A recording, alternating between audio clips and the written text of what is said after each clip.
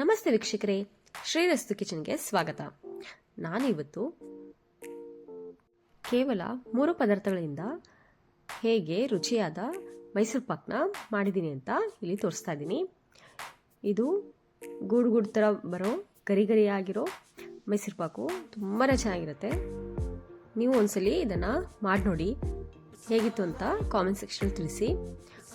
ಹೊಸದಾಗಿ ಯಾರಾದರೂ ನನ್ನ ಚಾನಲ್ನ ನೋಡ್ತಾ ಇದ್ದರೆ ಲೈಕ್ ಮಾಡಿ, ಶೇರ್ ಮಾಡಿ, ಹಾಗೆ ಸಬ್ಸ್ಕ್ರೈಬ್ ಮಾಡಿ. ಇದ್ರ ಕಲರ್ ನೋಡಿ ಪರ್ಫೆಕ್ಟಾಗಿ ಬರುತ್ತೆ, ಹಾಗೆ ಗೂಡಾಗೂ ತುಂಬ ಚೆನ್ನಾಗಿ ಬಂದಿದೆ, ಹಾಗೆ ಸಾಫ್ಟಾಗೂ ಇದೆ.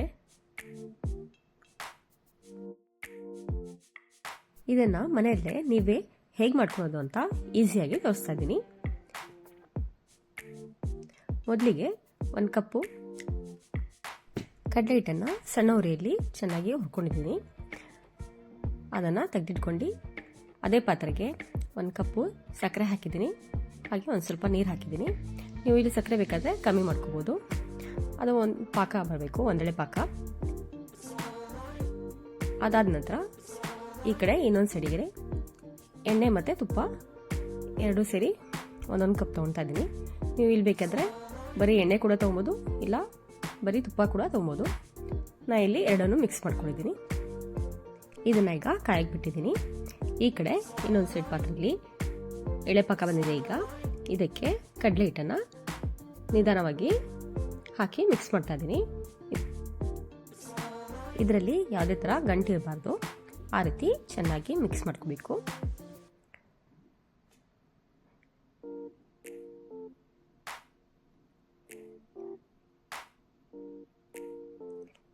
ಇದನ್ನು ಕೈ ಬಿಡಬೇಡಿ, ಹಾಗೆ ಮಿಕ್ಸ್ ಮಾಡ್ತಾನೆ ಇರಬೇಕಾಗತ್ತೆ.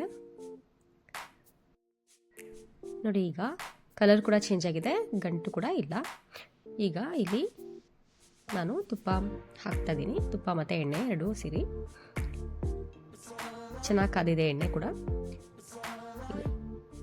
ಇದನ್ನು ಮಧ್ಯೆ ಬ್ಯಾಚಸಲ್ಲಿ ಹಾಕ್ತಾ ಇರಬೇಕಾಗತ್ತೆ. ಕೈ ಬಿಡದಂಗೆ ಚೆನ್ನಾಗಿ ಮಿಕ್ಸ್ ಮಾಡಬೇಕು.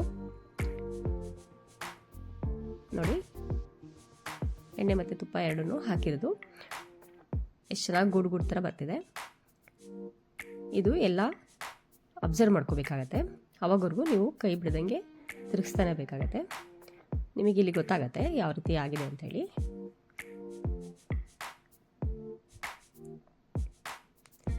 ನೋಡಿ ಎಷ್ಟು ಚೆನ್ನಾಗಿ ಬಬಲ್ ಕೂಡ ಬರ್ತದೆ, ಹಾಗೆ ತಳ ಕೂಡ ಬಿಟ್ಕೊಳ್ತಾ ಇದೆ.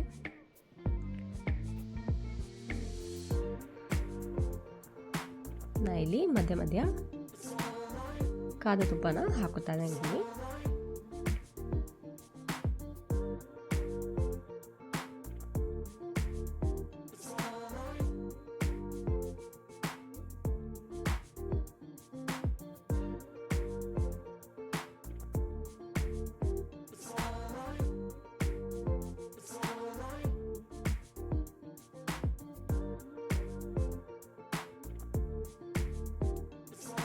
ಎಷ್ಟು ಚೆನ್ನಾಗಿ ಬರ್ತಿದೆ ಇದು.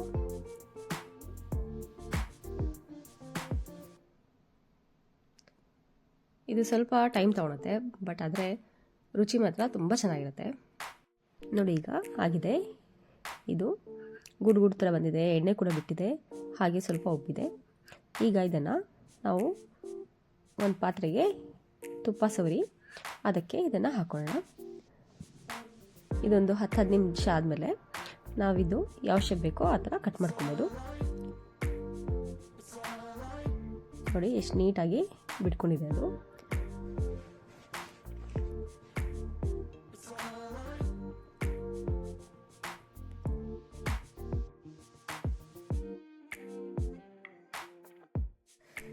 ಇದು ತುಂಬಾ ಚೆನ್ನಾಗಿ ಬಂದಿತ್ತು. ನೋಡಿ, ಕಟ್ ಮಾಡೋಕ್ಕೆ ಹೋದರೂ ಹಾಗೆ ಮುರ್ಕೋತಾ ಇದೆ, ಅಷ್ಟು ಸಾಫ್ಟಾಗಿತ್ತು. ರುಚಿ ಅಂತೂ ತುಂಬ ಚೆನ್ನಾಗಿದೆ. ನೀವು ಒಂದ್ಸಲಿ ಮಾಡಿ ನೋಡಿ, ಹೇಗಿತ್ತು ಅಂತ ಕಾಮೆಂಟ್ ಸೆಕ್ಷನಲ್ಲಿ ತಿಳಿಸಿ.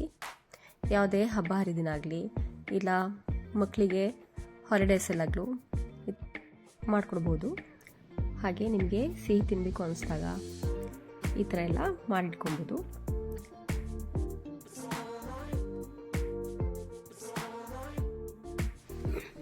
ನೀವೇ ಮನೆಯಲ್ಲೇ ಕೇವಲ 3 ಪದಾರ್ಥಗಳಿಂದ ರುಚಿದ ಮೈಸೂರು ಪಾಕನ್ನ ಮಾಡ್ಕೋಬೋದು. ಇದು ಅಡುಗೆ ಭಟ್ರು ಮಾಡೋ ಥರನೇ ಇದೆ ಟೇಸ್ಟು. ಹಾಗೆ ಬೇಕ್ರಿಯಲ್ಲೆಲ್ಲ ಸಿಗುತ್ತಲ್ಲ ಆ ಥರನೇ ಟೆಕ್ಸ್ಚರ್ ಇದೆ. ನೀವು ಎಲ್ಲ ಒಂದ್ಸಲಿ ಮಾಡಿ ನೋಡಿ, ಹೇಗಿತ್ತು ಅಂತ ಕಾಮೆಂಟ್ ಸೆಕ್ಷನಲ್ಲಿ ತಿಳಿಸಿ. ಲೈಕ್ ಮಾಡಿ, ಶೇರ್ ಮಾಡಿ. ಹೊಸದಾಗಿ ಯಾರು ನೋಡ್ತಾ ಇದ್ರೆ ಸಬ್ಸ್ಕ್ರೈಬ್ ಮಾಡಿ.